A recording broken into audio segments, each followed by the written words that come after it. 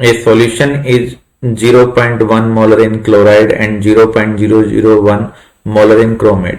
एक सॉल्यूशन में chloride ion भी प्रेजेंट है, क्रोमेट आयन भी प्रेजेंट है। अब हम इसमें सिल्वर नाइट्रेट ऐड कर रहे हैं। हमसे पूछा गया है किसके पीपीटी पहले बनेंगे। तो यहां पर जब भी हम पीपीटी बनने की बात करते हैं तो हमें देखना होता है KIP KSP से ज्यादा है या नहीं है। तो यहां पर KIP निकालने के लिए हमारे पास सिल्वर आयन कॉन्सेंट्रेशन भी होनी चाहिए, क्लोराइड भी होनी चाहिए, क्रोमेट भी होनी चाहिए। ऐसी हमारे पास कोई इंफॉर्मेशन नहीं है तो हम ये अप्रोच तो यूज नहीं कर सकते। दूसरा है हम सॉल्युबिलिटी का कंपैरिजन करेंगे।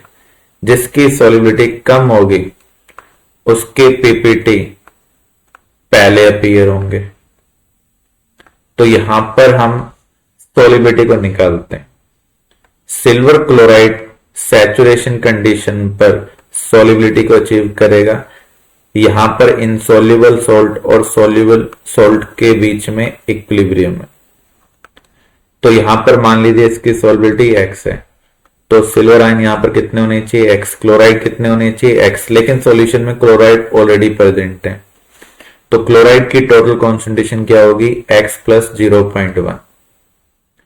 अब देखिए जब भी पहले से ही कुछ आयंस प्रेजेंट होते हैं जो कॉमन है तो कॉमन आयन फैक्ट की वजह से सॉल्ट की सॉल्युबिलिटी कम हो जाती है। तो आप ये भी कह सकते हैं 0.1 के कंपैरिजन में x की वैल्यू कम होनी चाहिए, ये नेग्लिजिबल होनी चाहिए।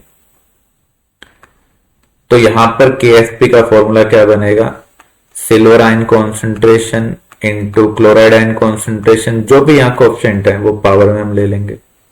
तो हमें यहां पर x निकालना है, तो x क्या बन रहा है KSP बाय 0.1 और KSP की वैल्यू सिल्वर क्लोराइड के लिए हमें दी हुई है 1.7 into 10 power S to minus 10 by 0.1।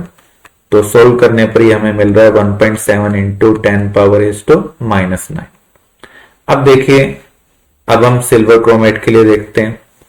Silver chromate saturation condition में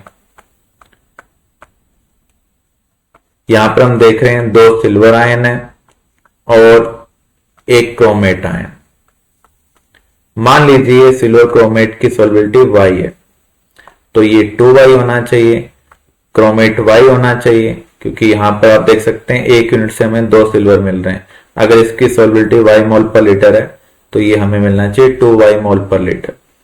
क्रोमेट y मिलना चाहिए, क्रोमेट पहले से प्रेजेंट है, कितना प्रेजेंट है 0.001। तो यहां पर again common ion effect present है। जब भी कॉमन आयन इफेक्ट होता है तो सॉल्ट की सॉल्युबिलिटी कम हो जाती है। तो ये जो नंबर y है ये नेग्लिजिबल होगा इन कंपैरिजन टू दिस। अब हम KSP का फॉर्मूला बनाते हैं।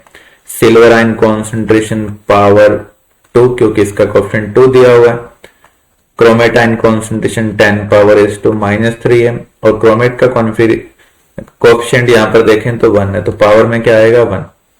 तो हम यहां पर क्या देख रहे हैं y स्क्वायर किसके इक्वल आ रहा है KSP by 4 into 10 power S to minus 3 और KSP की वैल्यू हमें दी हुई है 1.9 into 10 power S to minus 12। तो इसे हमें सोल्व करना है। तो 1.9 को मैं कैलकुलेशन को सिंप्लीफाई करने के लिए 2 एज्यूम कर लेता हूं। 2/4 क्या होगा 1/2, तो 1/2 into 10 power S to minus 9। Further हम इसको 10 से मल्टीप्लाई कर दें, 10 से डिवाइड कर दें, कुछ फर्क नहीं पड़ेगा। तो 10/2 क्या होगा 5 into 10 power S to minus 10 Y square आ रहा है। तो y क्या आएगा रूट ऑफ दिस 5 का रूट अप्रोक्सीमेटली 2 पॉइंट समथिंग और 10 पावर एस टू माइनस 10 का root 10 power S to minus 5। तो हमारे पास दोनों की सॉल्युबिलिटी आ चुकी है। अगर हम दोनों की सॉल्युबिलिटी का कंपैरिजन करें तो हम क्या देख रहे हैं y की सॉल्युबिलिटी x से ज्यादा है।